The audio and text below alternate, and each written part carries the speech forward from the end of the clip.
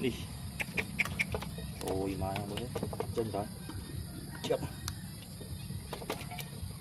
Cọp đi không?